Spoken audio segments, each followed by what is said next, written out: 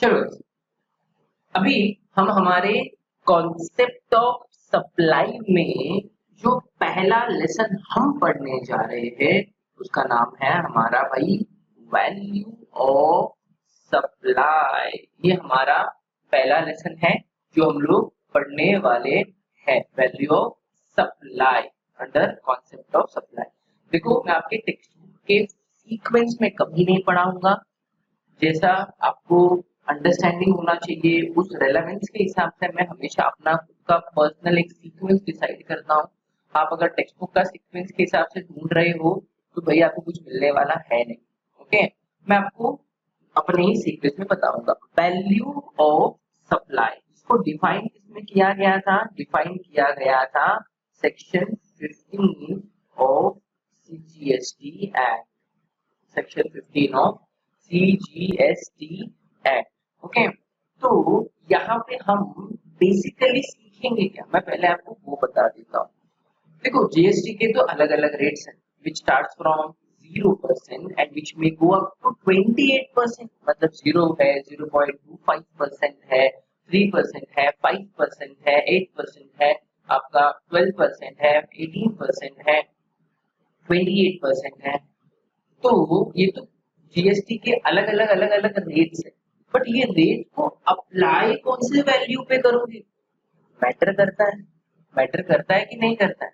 तो ये जो लेसन है आपको वो वैल्यू कैसे डिटरमाइन करना है जिसके ऊपर परसेंटेज ऑफ जीएसटी अप्लीकेबल होगा उसके बारे में सिखाएगा। ओके, इसके बारे में सिखाएगा। We will be calculating about the value, taxable value of supply. Simple समझ रहे हैं आपको? We will be calculating about taxable value of supply. Okay, तो देखते हैं क्या क्या चीजें आएंगी। एक बार मैं आपको थोड़ा थियरी बता देता हूँ, उसके बाद हम डिस्कशन भी करेंगे एक बार कि भाई क्या रीजन है गवर्नमेंट ने ये कॉन्सेप्ट रखा, उसका रीजन क्या है, टेक्निकली रीजन क्या हो सकता है जिसके वजह से value of supply of goods नाम का कॉन्सेप्ट एग्जिस्ट करता है। आप भी बाद में मुझसे एग्री करोगे कि हाँ सर, वैल्यू ऑफ सप्लाई का लेसन रेलेवेंस है इन अ प्रैक्टिकल लाइफ ऑल्सो। लिखते सेक्शन 15 थियरी जो लिखा है वो पढ़ रहा हूँ। Section 15 of CGST act contains common provision for determining the value of goods and services। Simple, goods के सप्लाई के केस में भी और सर्विस के सप्लाई के केस में भी जो वैल्यू कैलकुलेट करना है उसके लिए सेक्शन 15 ही एप्लीकेबल होगा। It provides mechanism for determining the value of supply which is made between unrelated person and when price and only the price is the sole consideration of supply।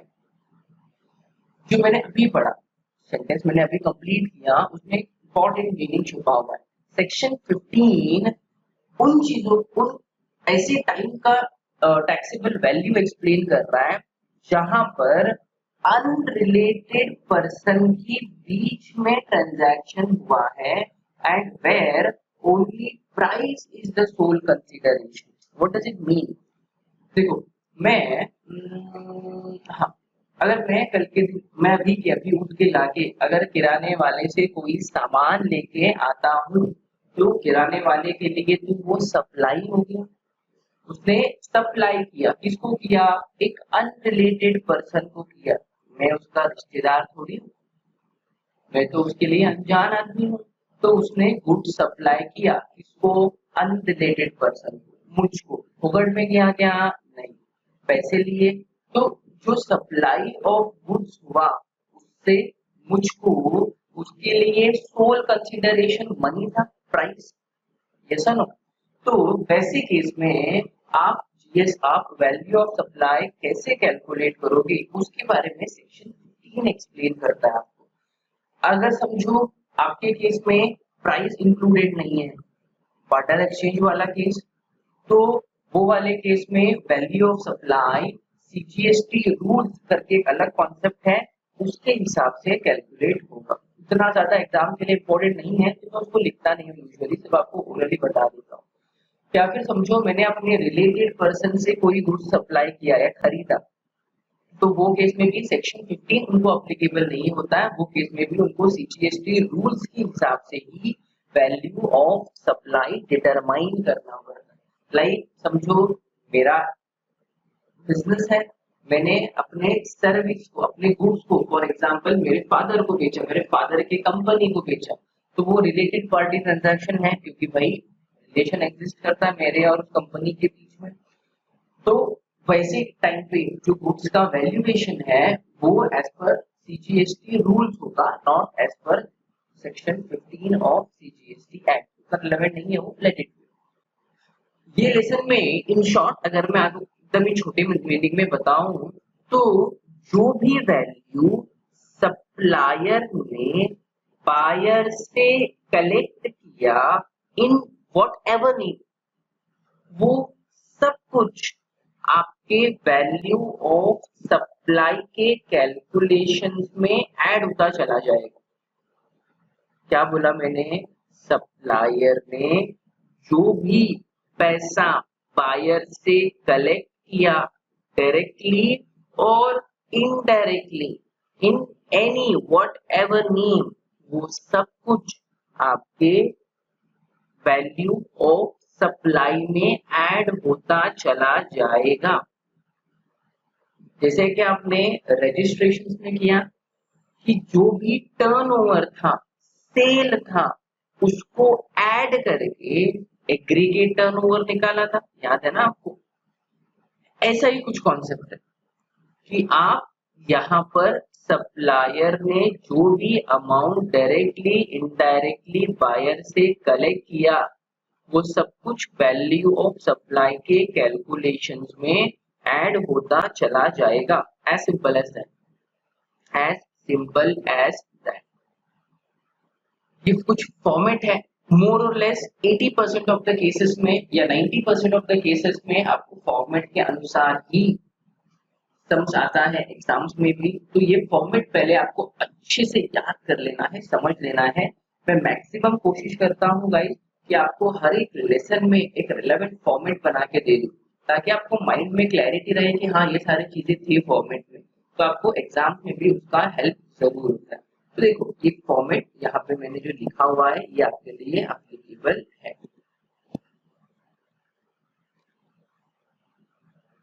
ये हमारा format, value of supply include क्या क्या आता है आपके calculation में? एक आएगा accessible value. What is accessible value? देखो जो गुड्स को सप्लाई किया जा रहा है उसका एक कॉस्ट रहेगा ना, उस कॉस्ट को ही असेसेबल वैल्यू कहा जाता है, नथिंग एल्स। यूजुअली कोई बच्चे पूछते यूजुअली कि सर मुझे कैसे पता चलेगा क्वेश्चन में असेसेबल वैल्यू क्या है? अरे बहुत सिंपल है, जो क्वेश्चन में आपका सबसे बड़ा अमाउंट है वो आपके लिए असेसेबल वैल्यू है। इन शॉर्ट वैसे समझ के चलो। तो इन शॉर्ट बायर ने सप्लायर को जो कॉस्ट पे किया है गुड्स का, उसी को असेसेबल वैल्यू कहा जाता है। फिर उस असेसेबल वैल्यू में आपको ऐड करना है क्या? Taxes other than GST, taxes other than GST. GST का वैल्यू आपके वैल्यू ऑफ सप्लाई में ऐड नहीं होता है। Other than GST word use हुआ है वहां पे, मतलब सीजीएसटी, एसजीएसटी, आईजीएसटी आपके वैल्यू ऑफ सप्लाई के कैलकुलेशन में नहीं आएगा। गेटिंग? तो टैक्सेस जीएसटी के अलावा जो भी है आपके क्वेश्चन में उसको आप ऐड करोगे असेसेबल वैल्यू में। लाइक म्युनिसिपैलिटी टैक्स होता है या दूसरा कोई छोटा मोटा टैक्स पे किया रहेगा उसने, तो वो सब ऐड होगा, इसमें ऐड होगा असेसेबल वैल्यू में। Then incidental expenses like insurance, packing charges, design and drawing charges, loading charges etcetera. Sometimes supplier buyer से ये सब एडिशनल पैसा रिकवर करता है, रियम्बर्स करता है इन द नेम ऑफ कि भाई गुड्स को यहाँ से मैंने तेरे दुकान तलक, तेरे घर तलक भेजा, उसका इंश्योरेंस का पैसा लूंगा। पैकिंग, स्पेशल पैकिंग कराया, पैसा लगेगा। डिजाइनिंग कराया, ड्राइंग करवाया, लोडिंग चार्जेस, ये सब कुछ आपके टोटल वैल्यू ऑफ सप्लाई में ऐड होगा। इन शॉर्ट असेसेबल वैल्यू में ऐड होता चला जाएगा। Okay, then subsidies received other than from the government, this is most important क्योंकि इसके ऊपर एग्जाम में ज्यादा एडजस्टमेंट आया है। Subsidies received other than from government, क्या बोला है? देखो समटाइम मैन्युफैक्चरर्स को गवर्नमेंट से सब्सिडी मिलता है। सर क्या चीज का सब्सिडी मिलता है, सवाल है ना आपको, क्या चीज का सब्सिडी मिलता है? लाइक उसको कम में बेचने का, या वो मशीनरी को कम वैल्यू में बेचो, जितना भी डिफरेंशिएशन है वो गवर्नमेंट आपको पे करेगा, ऐसा कुछ एक सब्सिडी गवर्नमेंट इशू करती है। तो अगर कोई सब्सिडी गवर्नमेंट के अलावा कोई प्राइवेट एजेंसी दे रहा है, ट्रस्ट दे रहा है, तो वो सब्सिडी भी आपके असेसेबल वैल्यू में ऐड हो जाएगा। सिंपल। अगर गवर्नमेंट ने दिया हुआ सब्सिडी है तो नो इफेक्ट, डैश डालने का, अमाउंट लिखने का ही नहीं। गवर्नमेंट के अलावा अगर किसी ने दिया हुआ सब्सिडी है तो वो केस में आपको उसका अमाउंट वैल्यू लेना पड़ेगा। Subsidies received other than from government, समझ रहे हैं आपको? अगर गवर्नमेंट के अलावा किसी ने सब्सिडी दिया है तो वो सब्सिडी के वैल्यू को असेसेबल वैल्यू में ऐड करते जाना है। देन अगर सप्लायर ने बायर से इंटरेस्ट कलेक्ट किया, लेट फी कलेक्ट किया, पेनाल्टी कलेक्ट किया, तो वो सब कुछ भी आपके असेसेबल वैल्यू में ऐड होगा, क्योंकि कलेक्ट कर रहा है ना, पैसा मिल रहा है ना, सप्लायर का जेब भर रहा है। Then we have trade discount given in the invoice, ये ट्रेड डिस्काउंट भी इम्पोर्टेंट है, इसके ऊपर भी एडजस्टमेंट बनता है बहुत बार। What is trade discount? एक ऐसा डिस्काउंट जो at the time of supply दिया गया है उसको ट्रेड डिस्काउंट कहा जाता है। तो eight the time of supply अगर कोई डिस्काउंट दिया जा रहा है तो वो डिस्काउंट माइनस होगा, ध्यान देना, ऐड नहीं, माइनस होगा। जो discount at the time of supply दिया गया है वो माइनस होगा। ओके, थोड़ा थियरी सुनने में अजीब लगेगा आपको, जैसे जैसे आप समझ करोगे ना, it will be very interesting for you, अच्छा लगेगा आपको, ट्रस्ट मी, मेरे साथ बने रहना। हमेशा जीएसटी का थियरी या टैक्सेशन का थियरी सुनने में घबराहट होता है, सब एक बार करने लग जाओगे तो आप ऑटोमेटिकली रूल्स फ्रेंडली हो जाओगे, फ्रेंडली, आप चीजों को समझ में आना शुरू हो जाएगा। Then we have less CGST and SGST included in the value. Less कब होगा वो इम्पोर्टेंट है ना, अगर समझो ये असेसेबल वैल्यू में जीएसटी इंक्लूडेड है, ऑलरेडी क्वेश्चन में बोला कि असेसेबल वैल्यू में जीएसटी इंक्लूडेड है, तो आप वो सीजीएसटी और एसजीएसटी को माइनस करोगे। इंक्लूडेड है तो सीजीएसटी एसजीएसटी माइनस होगा, अगर नहीं है तो उसका नो इफेक्ट। सिंपल याद रखो, क्यों माइनस होगा? क्योंकि आपके वैल्यू ऑफ सप्लाई में कहीं पर भी जीएसटी नहीं होना चाहिए, इसलिए वो माइनस होगा। इफेक्ट तभी आएगा जब वो इंक्लूडेड रहेगा, अगर नहीं है इंक्लूडेड तो नो इफेक्ट, इग्नोर कर देगा। तो आप प्लस माइनस करके जो आपको आंसर आएगा उसी को आप कहोगे टैक्सेबल वैल्यू ऑफ सप्लाई। यहाँ पे आके आपका आंसर खत्म हो जाएगा। ट्रस्ट में आपका आंसर सिर्फ और सिर्फ आधे पेज में ही खत्म हो जाएगा, और वो आधे पेज का आपको 8 मार्क्स है, और ये आधे पेज का सम सॉल्व करने बहुत ही, अगर आप गिर मर के उठ के सॉल्व कर रहे हो फिर भी 10 मिनट लगेगा, उससे ज्यादा नहीं। तो स्कोर है, इजी है, अच्छा है। ओके, चलो एक बार आपको मैं फॉर्मेट ऑफ से बता देता हूँ, then we are going to the sums. क्या क्या आ रहा है आपके वैल्यू ऑफ सप्लाई में? एक तो असेसेबल वैल्यू आएगा, मतलब जो भी गुड्स का कॉस्ट है जो सप्लायर ने बायर से कलेक्ट किया वो तो आएगा ही, जरूरी है भाई, उसके बिना कैसे वैल्यू सप्लाई बनेगा। क्या ऐड करोगे? जीएसटी के अलावा जो भी टैक्सेस है वो सब ऐड हो जाएगा। उसके अलावा क्या ऐड होगा? Residential expenses like insurance, packing charges, design drawing charges, billing etcetera, other expenses जो होता है वो भी ऐड हो जाएगा आपके टोटल वैल्यू ऑफ सप्लाई में। सब्सिडीज अगर गवर्नमेंट से मिला है तो नो इफेक्ट, गवर्नमेंट में स्टेट गवर्नमेंट भी आता है, सेंट्रल गवर्नमेंट भी आता है। अगर गवर्नमेंट से मिला हुआ सब्सिडी है तो नो इफेक्ट, कोई इफेक्ट नहीं। गवर्नमेंट के अलावा किसी ने सब्सिडी दिया तो वो ऐड हो जाएगा, लाइक ट्रस्ट होता है, एसोसिएशन होता है, एजेंसीज होता है, अगर उन लोगों ने कुछ सब्सिडी दिया है तो वो क्या हो जाएगा? ऐड हो जाएगा। फिर अगर सप्लायर ने इंटरेस्ट, लेट फी या पेनल्टी कलेक्ट किया, ऐड कर दो भाई। और लेस क्या होगा, लेस सिर्फ दो चीज होगा, एक ट्रेड डिस्काउंट, अगर at the time of supply दिया गया है, at the time of sale दिया गया है, जब इनवॉइस बन रहा था तब जो डिस्काउंट दिया गया है वो माइनस होगा। हाँ, जब फ्यूचर में पेमेंट इवेंट वाला वो जो कैश डिस्काउंट सब रहता है ना, वो सब माइनस नहीं होगा। देन सीजीएसटी और एसजीएसटी एंड आईजीएसटी भी आप लिख सकते हो। अगर टैक्स ऊपर असेसेबल वैल्यू में ऑलरेडी टैक्स इंक्लूडेड है तो माइनस होगा, इंक्लूडेड नहीं है तो इसका भी नो इफेक्ट। तो भाई इतना प्लस माइनस करके आपका आंसर आ जाएगा। नीचे आपका जो क्वेश्चन है वो फॉर्मेट के अंदर ही रहेगा, देखना आप। ओके, चलो अभी हम लोग एक आधा क्वेश्चन सॉल्व करेंगे तो आपको थोड़ा अच्छा लगेगा, सांस लेने में मदद होगी। चलो क्वेश्चन नंबर 1 सॉल्व करेंगे, that is of Tony traders. पहले हम लोग डिस्कस कर लेते हैं फटाफट, तो आपको सॉल्व करने में इजी होगा, आपको Tony Traders entered into a contract with Mr. Bruce for supply of goods worth rupees 2,75,000। Contract value कितने का है, 2,75,000 का। सप्लाई ऑफ गुड्स कितने का था, 2,75,000 का।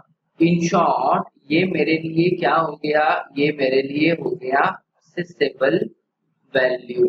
कैसे क्या सर, देखो ना मैंने कहा ना कॉस्ट अमाउंट पे कॉन्ट्रैक्ट एंटर हो रहा है, cost of the goods is your accessible value.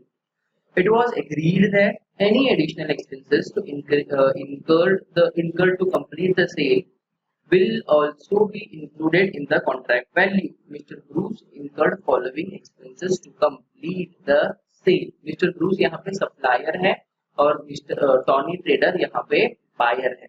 तो क्या बोला कॉन्ट्रैक्ट में कि जो भी एडिशनल एक्सपेंस होगा सप्लाई को कंप्लीट करने में, वो सारे एडिशनल एक्सपेंसेस आपके टोटल वैल्यू ऑफ सप्लाई में ऐड हो जाएगा। ठीक है, mister Bruce received a subsidy of rupees 25,000 from Jana Kalyan Manufacturer Association as per the transaction। देखो सब्सिडी मिल रहा है कितने का, 25,000 का। किससे मिल रहा है, किसी जन कल्याण मैन्युफैक्चरर एसोसिएशन से मिल रहा है। अगर ये सब्सिडी गवर्नमेंट दिया होता तो नो इफेक्ट, गवर्नमेंट के अलावा अगर किसी ने दिया तो क्या होता है, वो ऐड होता है। दिखाऊं आपको फॉर्मेट में, देखो देखो देखो यहाँ पे subsidy received other than from government, government के अलावा अगर किसी ने सब्सिडी दिया तो ऐड होता है। तो ये जन कल्याण मैन्युफैक्चरर एसोसिएशन गवर्नमेंट थोड़ी है, कोई प्राइवेट ट्रस्ट रहेगा। उसने 25,000 दिया तो इसका इफेक्ट क्या, इसका इफेक्ट ऐड होगा। उसके बाद as associates as per the transactions हो गया, ये सारे एक्सपेंसेस को इनकर किया, ये सारा एक्सपेंसेस कॉन्ट्रैक्ट में इंक्लूड होने वाला है। इंश्योरेंस है सर, ऐड होगा। इंसिडेंशियल एक्सपेंसेस याद है तुमको, मैंने कहा इंसिडेंशियल एक्सपेंसेस, तो ये ऐड होगा। फ्रेट ऐड होगा, पैकिंग चार्जेस ऐड होगा, टेस्टिंग चार्जेस ऐड होगा, इंस्पेक्शन ऐड होगा, लोडिंग ऐड होगा। इन शॉर्ट जितना भी क्वेश्चन में दिया हुआ वैल्यू है वो सब ऐड होगा। प्लीज प्लीज अपने हायर साइंटिस्ट वाले दिमाग को मत लगाना, ये मत सोच लेना कि मतलब क्वेश्चन में जो भी दिया है सब ऐड कर डालने का, टेंशन लेने का नहीं, ऐसा नहीं। ये बहुत बेसिक सम है, इसलिए यहाँ पे सब कुछ ऐड हो रहा है। कुछ कुछ हमारे पास ऐसे नमूने हैं जो ये सोच लेते हैं कि अरे जो सिंपल है जो दिया वो ऐड कर देने का। आप जब अपने दोस्त को सिखाते हो ना, कुछ लोग ऐसे ही सिखाते क्या, अरे वैल्यू ऑफ सप्लाई तो बहुत इजी है, जो भी क्वेश्चन में दिया ऐड करो और खत्म करो। ऐसा नहीं है, कुछ चीजें नहीं भी आती है, वो क्वेश्चन में समझना पड़ता है कि क्या नहीं आने वाला है। गेटिंग, तो भाई सॉल्व कर लेते हैं। चलो चलो क्वेश्चन नंबर 1 का answer, calculation of taxable value of supply. Columns 2 बनेगा, जिसमें एक का नाम है पर्टिकुलर्स और दूसरे का नाम है अमाउंट। ये तो पता है ना आपको, बताने की जरूरत थोड़ी है ये सब चीज। ये अपना फॉर्मेट बन गया। फॉर्मेट में सबसे ऊपर हम लोग क्या लेते हैं, असेसेबल वैल्यू। दिखाऊं आपको, ये देखो सबसे ऊपर आता है असेसेबल वैल्यू, तो लिखो accessible value. Sir accessible value कितना दिया है, 2,75,000 दिया है। 2,75,000 देखना चाहोगे, देखो 2,75,000। उसके बाद सब्सिडी के बारे में दिया है, ऐड कर लो। ऐड करते समय आपको कोई सीक्वेंस फॉलो करने की जरूरत नहीं है, कोई भी ऊपर नीचे हो सकता है, दैट्स फाइन। ओके, ऐड करते समय कोई भी सीक्वेंस नहीं है, पहले चीजों को ऐड करने वाले को ऐड कर लो। अगर कोई लेस करने वाला इंफॉर्मेशन है तो बाद में लेस करना, बस उतना ही। तो हम यहाँ पे लिख सकते हैं सी डी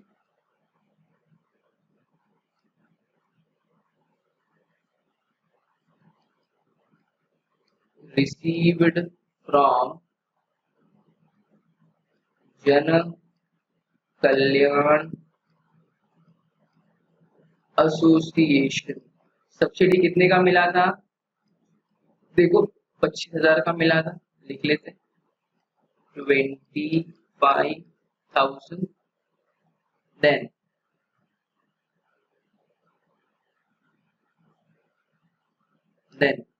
ऐड होता चला जाएगा सब कुछ। इंश्योरेंस, इंश्योरेंस कितने का है सर, देखो क्वेश्चन में कितने का है, 5,000 का, लिख लिया। देन ऐड फ्रेट TIGHT कितने का, 15,000 का, ये भी लिख लिया। Then add packing charges, packing charges कितने का है, 8,000 का, लिखो। देन ऐड टेस्टिंग चार्जेस, ऊपर देखो क्वेश्चन दिख रहा है ना आपको, टेस्टिंग चार्जेस कितने का, 6,250। देन ऐड इंस्पेक्शन कितने का, 950। देन लोडिंग चार्जेस वो भी ऐड हो जाएगा।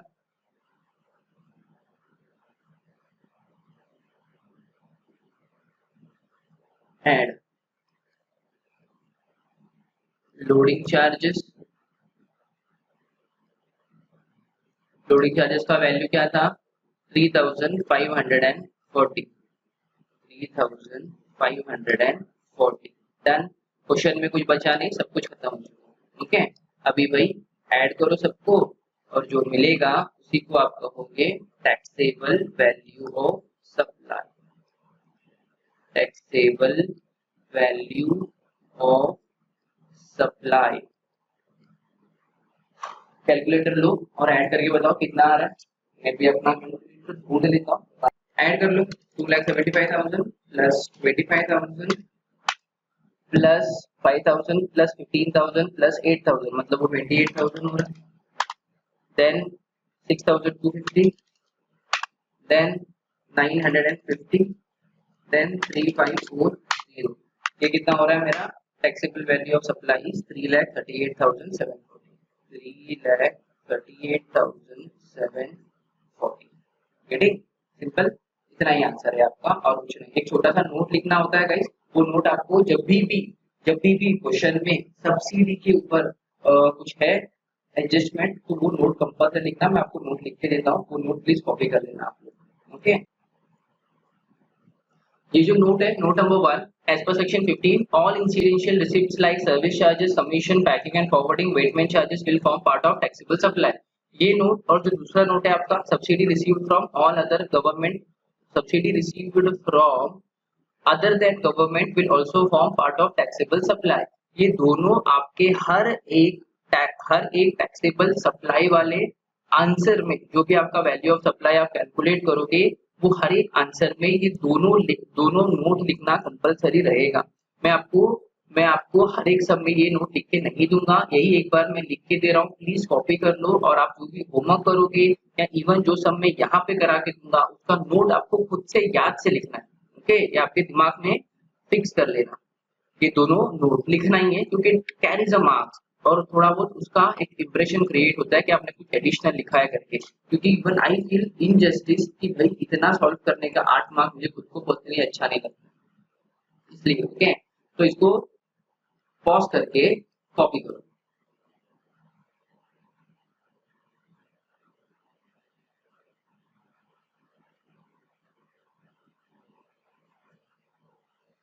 एग्जैक्ट यहाँ पे स्क्रीनशॉट ले सकते हो, आप कॉपी डाउन कर सकते हो, सिर्फ मेरे हैंड राइटिंग को मत फॉलो करना, बाकी सब चीजों को आप कॉपी कर देना। ओके, आई होप कॉपी हो गया रहेगा। अभी मैं आपको एक होमवर्क दूंगा, चलो निकले, चलो चलो चलो। क्वेश्चन नंबर 2 अनुराग वाला आपको होमवर्क है, सेम है जैसे अभी मैंने किया वो question number 1 same to same है, तो आप होमवर्क में कर सकते हो। मैं एक बार डिस्कस कर लेता हूँ। Mister Anurag purchased goods worth rupees 1 lakh. ये 1 लाख क्या है? ये 1 लाख आपका assessable value. Then insurance, freight, packing, testing, inspection, यहाँ से लेके यहाँ तक सब कुछ ऐड होगा जैसे मैंने ऐड किया था, राइट।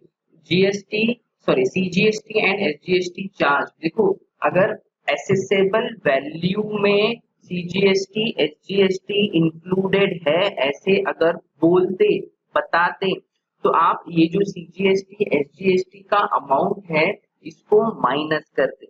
यहाँ पे ऐसा कुछ नहीं बोला गया है, उन्होंने सीजीएसटी और एसजीएसटी के वैल्यू को अलग ही दिया है, मतलब इसका नो इफेक्ट। तो आप आंसर में कैसे लिखोगे? सीजीएसटी एंड एसजीएसटी चार्ज लिखना पर्टिकुलर्स में, लेकिन अमाउंट के कॉलम में डैश डाल देना। गेटिंग? सीजीएसटी और एसजीएसटी लिखना लेकिन अमाउंट के कॉलम में डैश डाल देना, बस बाकी कुछ मत करने जाना, इतना ही करना है। सीजीएसटी एसजीएसटी का अमाउंट डैश आएगा, बाकी कुछ नहीं आएगा। और जो मैंने आपको नोट लिख के दिया था प्रीवियस इसमें, वो नोट कॉपी डाउन कर लेना, चलेगा। खाली पहला नोट लिखना क्योंकि इसमें सब्सिडी वाला इफेक्ट है नहीं, तो सिर्फ पहला नोट लिखना, that will be enough. Okay, easy homework 2 minute में हो जाएगा, तो होमवर्क करके शेयर करना। रिमेनिंग सम्स हम लोग अगले वीडियो लेक्चर्स में देखेंगे। तभी तक आराम करो, होमवर्क करो, बाकी क्या करना है करो। Bye, take care.